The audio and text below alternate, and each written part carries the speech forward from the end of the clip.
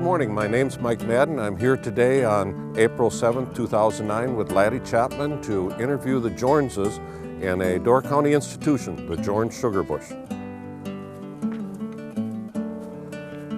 The star of our show today, though, is going to be the maple tree. The sugar maple is very important historically in Door County and northeastern Wisconsin and the Midwest and Canada for the product that the Native Americans taught us about, maple sugar and maple syrup.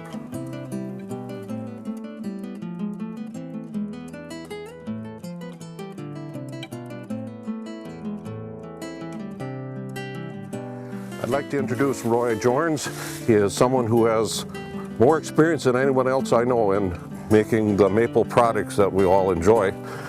Roy, what do we have here?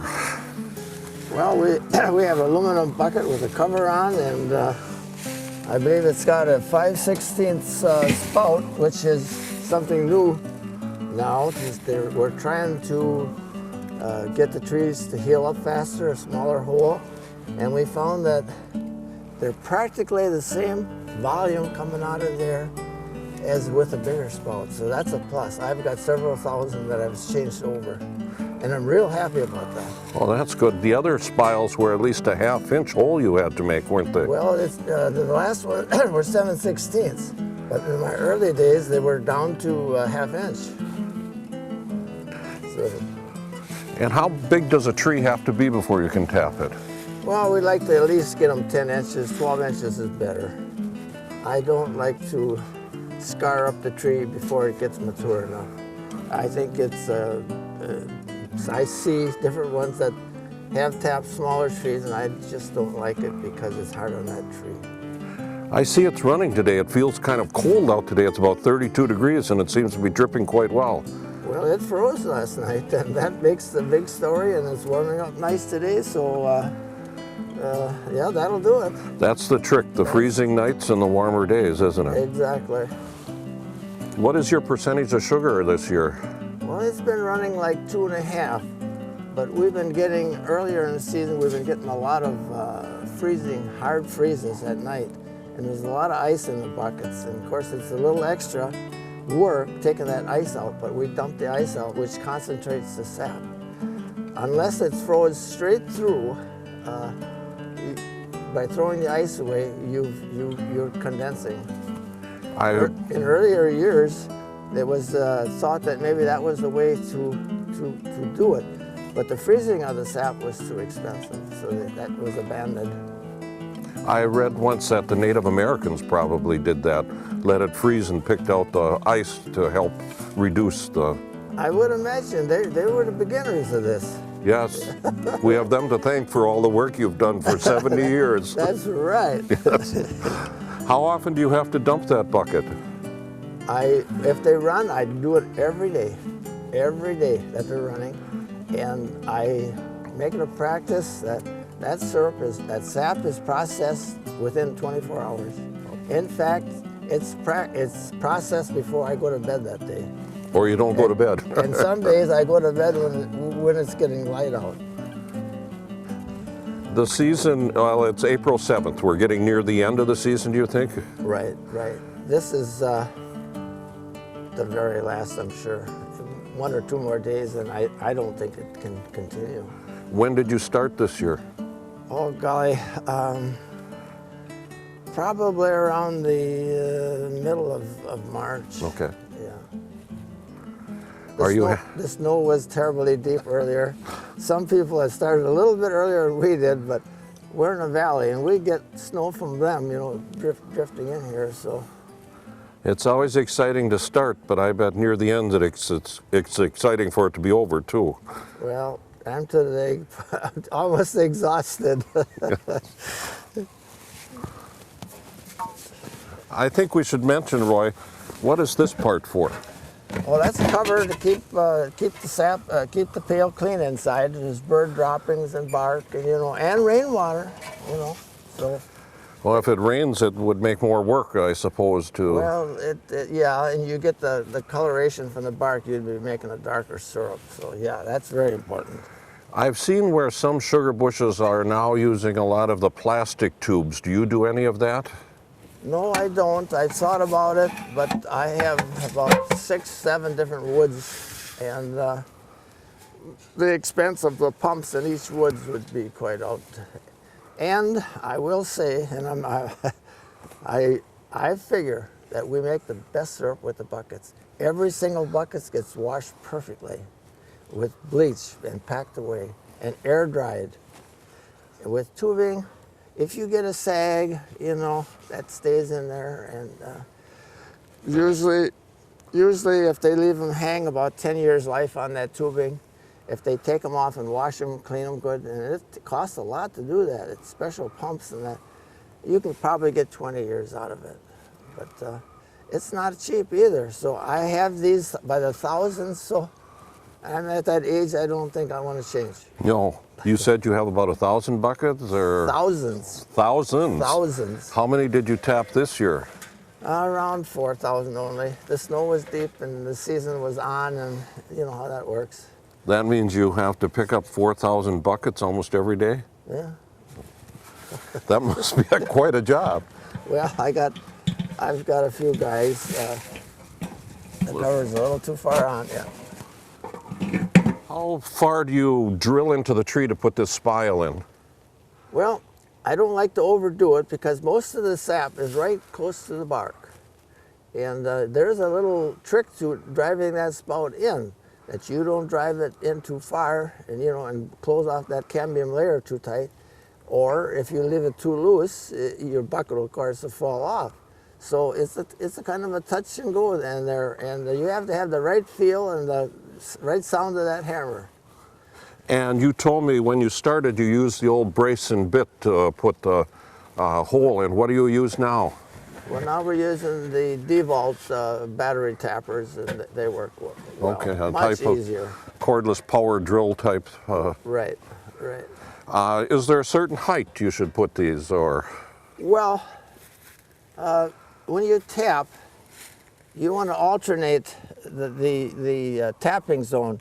Like you should be up, and then you should stay away about 2 inches the next tapping year, and come down so that you don't build up a scarred area here. So, as I go around the tree, it's, you know. Okay, and you can tap them every year? Yeah. Oh yeah.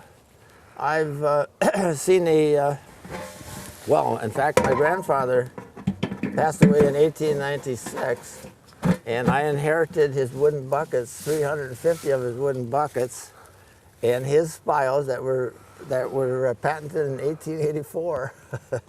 Yeah, and I've tapped that woods every year since way back in the late 30s. So it really doesn't matter what side of the tree you put it on, or? Well, most people prefer the south side, at least for the beginning. As their trees maybe have been tapped 100 times, they might have to head toward the back. But if you have a large tree, and there again I want to emphasize that only one tap on a tree of this size. When you get like 15 inches, then you can put 2 on. But we don't want to overabuse that tree. So it is feasible you might have a tree in your sugar bush that's been tapped for 100 years. Oh, more than that. Yep. Well, that's exciting. Thank you, Roy. Yeah. Would you show us how you get the sap from the bucket to your sugar shack? What process you use? Well, I can do that. The tractors are right over there. Thank you.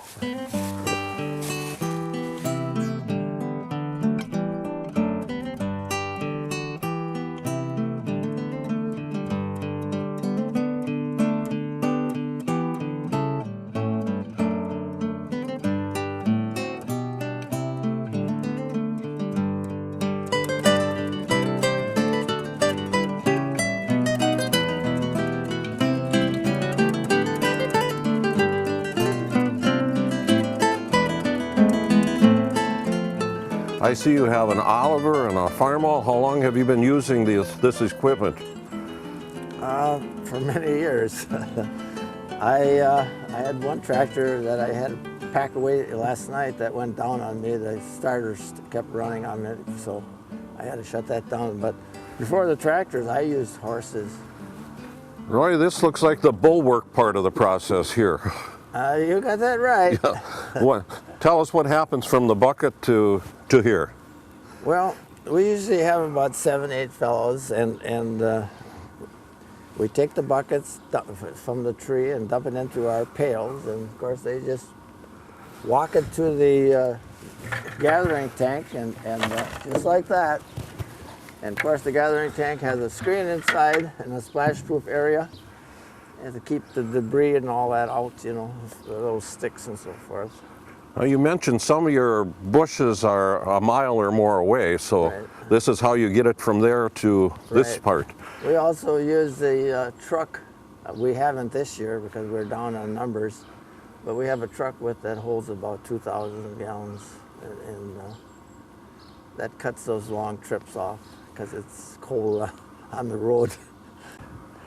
I remember, and this always makes me laugh, I had tanks up here, huge tanks out in the woods, and I had to dump those milk cans in those tanks, and I developed arms that you wouldn't believe. My daughter was complaining here when she was about 16, 17 years old. I was working in my barn, and I said, "Give me a hand," and she said, "I can't. I'm hurting all over." I said, "From what?" She said, "I had to do chin-ups." And I said, "Well, you must have done about 50 of them." She said, "I can only do 2. So I said, "Come here." I said, "Put your arms around my back, around my shoulders." I called his son over. He was a senior. I said, "Put your arms in front." And with those, I chinned myself, and I never got another peep about. Nobody complained anymore, no. It will develop this, and the milk cans will certainly develop big arms. It certainly looks like a lot of work. Now, when will they come to pick up today or a normal day? Well, it froze heavy last night, so the group is going to start at noon. And besides, we had a little extra activity. We have a woman's club coming here, so we didn't want to have too much going on at once. Burn the syrup. Yes, yes. Well, after we put it in these tanks, or after you do, I should say, and your crew, where does it go from here? Well, we drive right up that ramp. Okay. And then we have a trough that goes into a big strainer. We just drop this down, and it's automatic. That's the easy part. Now, I've read about sugar bushes. They'd often put their tanks on a hill, but you've built your own hill, it looks like here. I built it, yeah. Well, let's see where it goes after it goes into the building then. Okay.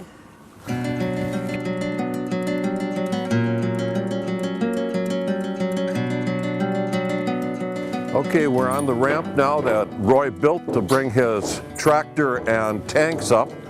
And from the tractor and tank, he is showing us how he sets up to fill up the indoor tanks.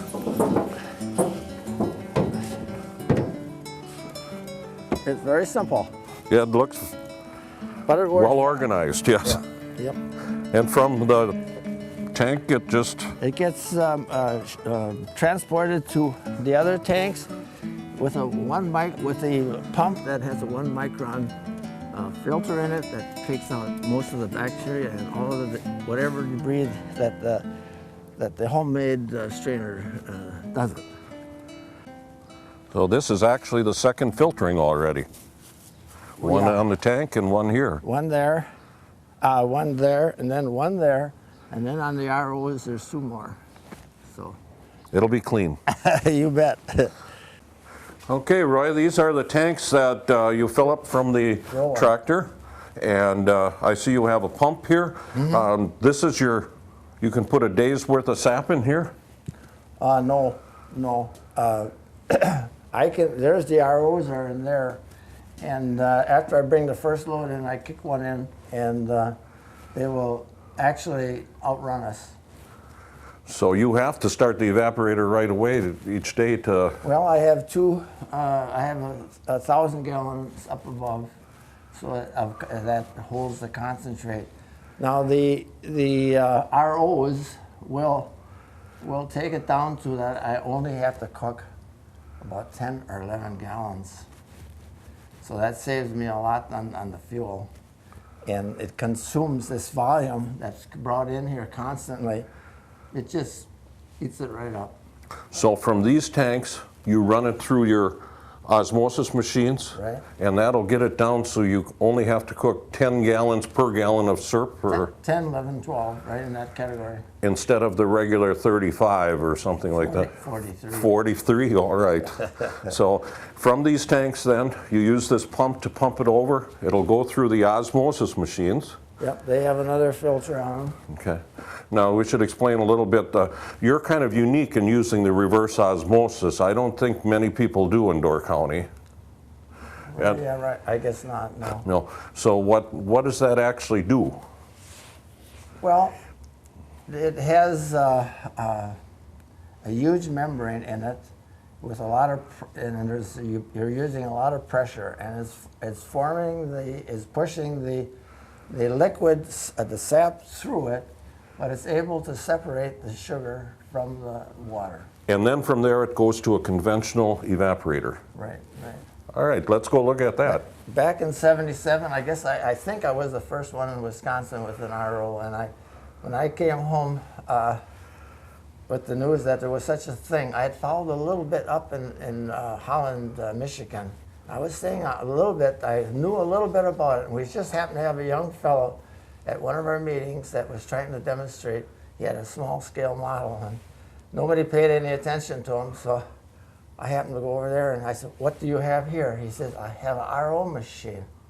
Okay, I've read about that. And within a week, I had one here. Now, RO means reverse osmosis, and right. at one of our meetings, what are we talking about? The meeting of the Institute meetings in the spring. the statewide maple syrup producer meeting? Right, right. All right. Right. Well, you were ahead of your time. Well, I don't know what happened back in there. There was a kind of the price of fuel went up so high, and I said to my family, I said, we have a choice. We can go back to wood, and we can sell just at the plant, or I've got a different idea. See, fuel oil had jumped from 11 cents way up to around $1 at that time, and we thought that was terrible. Last year I paid $4.19 a dollar. But anyway, they outvoted me. The son and the wife said, let's go. So, okay, I'm a Democratic fellow. Yeah. So I went down and I bought one, you know. And had it made to our specs, and yeah, it was fun. Well, this is the reverse osmosis machines Right. that we're standing among here. And the idea behind this is with pressure, they push the sap through filters. Is that right? Through a membrane. And the membrane's in this part right here? And that, yeah, right. Now, this will then evidently pick up a more concentrated liquid, When it comes out of there, it will be concentrated. Yeah. and it separates what's left over from, other than this, is just water, I would imagine. Water, and that runs 200 feet down into the woods, Oh, okay. This almost looks like a filter on a water machine, too. Is it another Right, filtering right. process? That's another filter for the sap to protect the membrane. The membrane is very, very fussy. There's a lot of care it has to be done with this machine. It's got to be kept warm year-round, and the membranes are not cheap. They run anywhere up to $3,000 a piece. So yeah, you have to take good care of it. You have to spend about 2.5, 3 hours at night cleaning that membrane. Okay, from this spot, then, we go to the evaporator. Okay. Okay, Roland, this is your evaporator. It looks like a pretty good size one here. Yeah, 4 by 16. 4 by 16 feet. Right. Okay. And inside that evaporator, there's different channels. Right. Syrup the concentrated syrup is going through. Right. This is a flue pan. It's 10 foot. By flue, you know, it has this sap gets between the different channels in there, and the fire also goes on each side of that, so it picks up a lot of heat that way. And you fuel this with fuel oil now? Fuel oil, right? I imagine you started with wood. I did, and I did it all myself. I changed it needed a larger area for the fuel oil. So you rebuilt the original evaporator into this one. Right. There's a lot of stainless steel here. Yeah, those pans are expensive. Yeah. And we have some last bit of filtering going on here. Mm-hmm. And you said it's so dark because this is the bottom of the pan. This is the bottom of the bottom of the season. The sap has turned cloudy, and that's something I don't like, because I always pride myself in the very lightest. People sometimes hate me for saying that, but that's the way I am. But it is the end of the season too, and it is the end, right. Color changes at the end of the year. Now, you mentioned that you do both selling to the public, and you do some commercial sales to people that... Yeah, we retail and wholesale. Okay, and this will probably go to the... Restaurants and things like that, okay. How long is the sap in here? Not very long, because with the ROs, I can knock out 25, 30 gallons an hour. Okay, so the concentrated sap from the reverse osmosis comes into here, and you can do 25 gallons, 35 an hour? Yeah. How many gallons do you do in an average day through this machine? I don't have to run it too many hours. I usually put in one shift or two shifts, and I run a 55-gallon barrel with some left over on each shift, so I can run about, well, one day I ran 150 gallons. 150 gallons. That's amazing. Well, it's different than what it was when I cooked out in the woods. I was going to say, your grandfather wouldn't believe this, would he? Well, I got his kettle outside there. Oh, gee, we'll have to look at that. The poor guy, he must have thought he had the world by the tail on that, but you know, it was slow. I usually, in the past, when I was cooked out in the woods and I was small, I would think maybe I was lucky to cook down about 30 gallons an hour. But with the ROs and this, I think I can process about 1,400 gallons an hour. Oh my goodness. That's unbelievable. Yeah. I think 30 gallons an hour is unbelievable. So. Well, that was the hard way of doing things years ago. Is this a digital readout that tells us something right. here? That's right. You can get it right to a tenth of a point. So you don't have to use a hydrometer anymore or a thermometer? I do the set that every morning, and I have to boil water. When I find the boiling point of water, I add 7.2 degrees higher, and that's the perfect syrup then. So you start out by using the old syrup cup and hydrometer to decide what the... I double check. I leave it. I take it off at about a few degrees above the red mark, because it's going to evaporate in here while it's cooling, and then it will be pumped into that little tank behind you, which holds 55 gallons or better, and there it's brought to the exact point. Then I boil water again, and I get the exact point. Otherwise, here I'm taking it off 2 degrees less than the exact point. Why is it so important to get it to that exact point? Well, you have to have 66 bricks. Otherwise, it's illegal syrup. Okay. And it's fussy. You get too much higher than that, 66, 67, 68 is kind of hitting the top. 69, you'll get a lot of rock candy. Okay, so if you get it too thick, then it'll start to crystallize on you, and that's not good either. That's not good. All right. You're giving the customer, more than his share, and he's going to have a hard time with that crystal. But I'd rather have it over than under. Yes. When people first have maple syrup, they're a little amazed how thin it appears to them compared to corn syrup or something like that. Right. But if it's made too thick, it won't last. It doesn't. Well, it'll last, but it'll turn crystal. Turn to crystal. Okay. Yeah.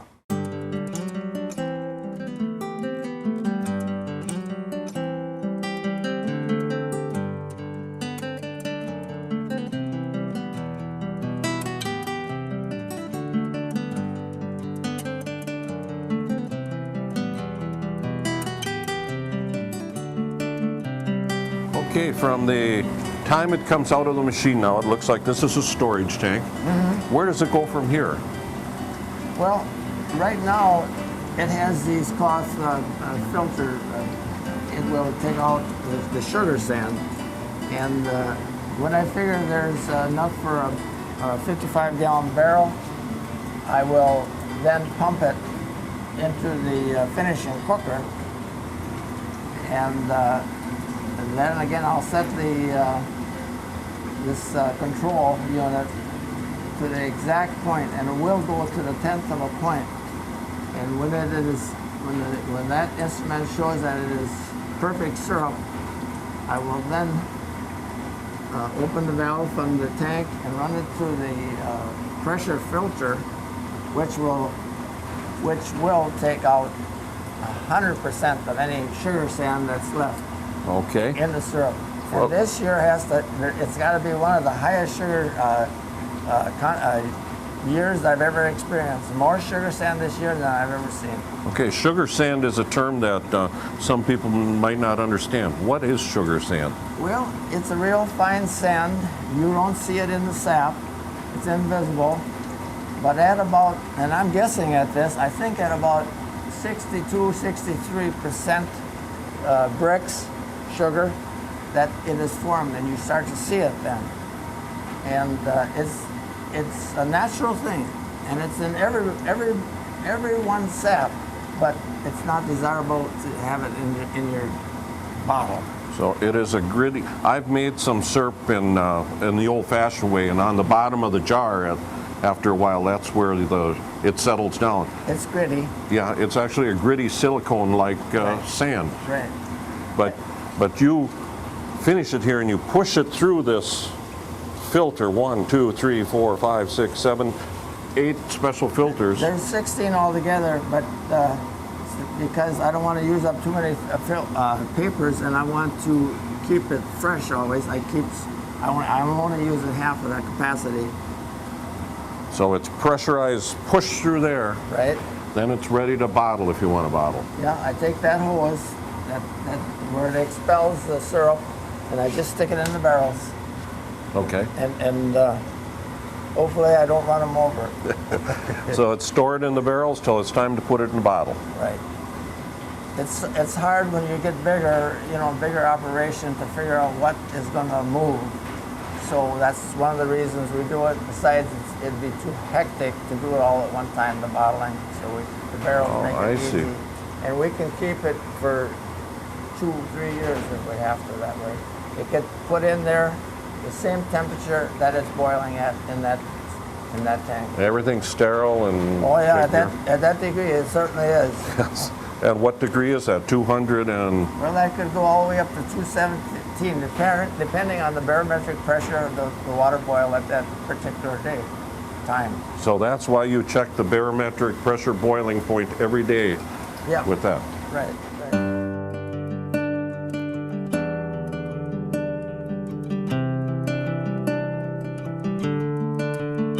Well, we're in the showroom at Jorns Sugar Bush now, and we're going to look at some of the products that you retail right out of this building.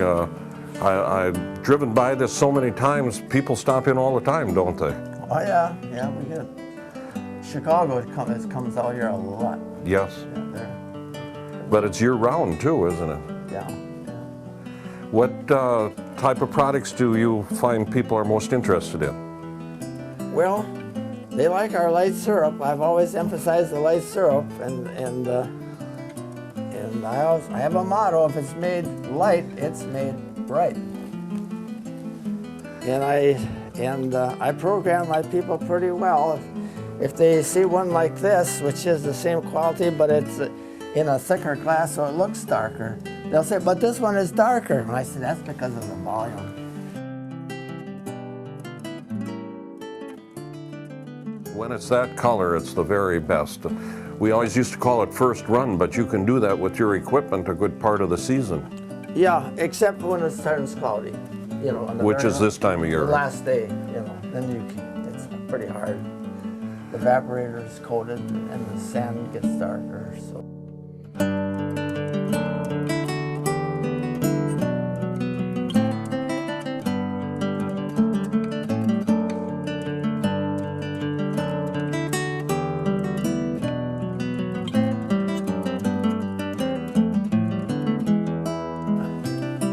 Oh yeah. Oh my goodness, yes. She had some in China. She had the premier, the big boy from China here. I got a kick out of it. Even Australia. Oh, look at here. Brazil. Africa.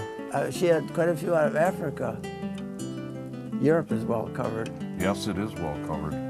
You notice Vermont is the biggest producing state in the United You've States. got pins in Vermont. But we ship a lot of syrup to Vermont. Yes. One thing I want to tell you, over here, I really got a kick out of this. Here's a picture. I can't think of his name right now. He's a Russian that I gave syrup to Khrushchev. Wait a minute, or is it Gorbachev? Not Khrushchev. But that was Major General Solenko.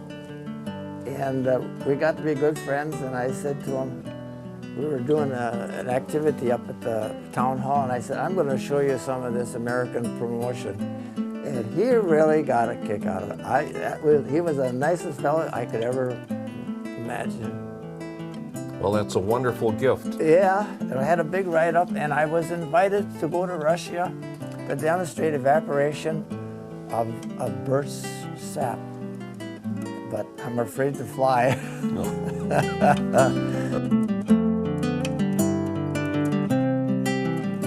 We're standing here next to the kettle that Roland's grandfather started this family tradition back in the mid-1800s. And from this, you've gone to an unbelievable operation now. And what do you remember about hearing about this kettle, Roland? Well, I think I'd feel sorry for the people that had to do this in that kettle, but I'm sure he had more than this, and this was just one that was given to me. And of course, now it got cracked from the frost and that, but it certainly had to be slow, very slow, and painstaking as can be. It certainly was probably taking it from the Native Americans to this step and on to what you did now. Right. Okay, we've had quite a tour today seeing what Roland and Donna Jorns, from taking the sap from the tree through the evaporation processes, and it's been fascinating. You've become quite famous for your maple syrup.